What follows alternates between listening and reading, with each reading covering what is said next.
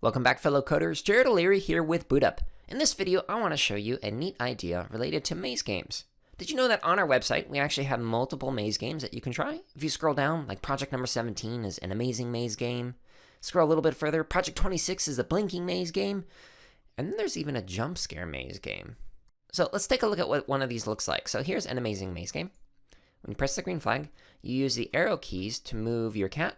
And if you touch the walls, it says meow, and then it resets you back to the beginning. So your goal is to get all the way through this particular level and get to the exit, which is the green square.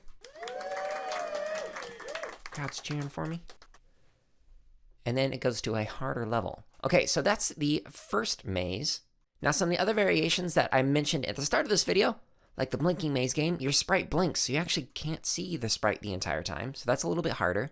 But I want to show you another really neat idea. So here's a project that I created on my old account. I'll include a link to this in the description below. This one is a shrinking maze game. So you press the green flag.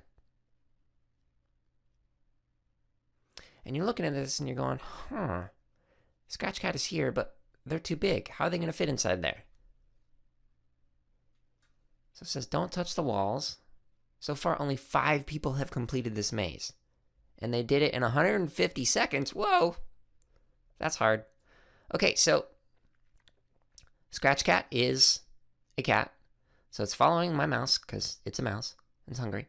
And check this out. Scratch Cat's getting smaller when it goes over here and gets larger when it goes over here. So this particular game makes it so that Scratch Cat, will get smaller and larger depending on where you're at on the maze.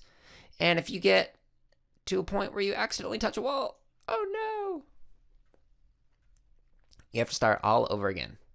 Alright, so this is a really challenging game, but I'd like to see if you can actually get through it. So make sure you check it out in the description below and comment below your fastest time.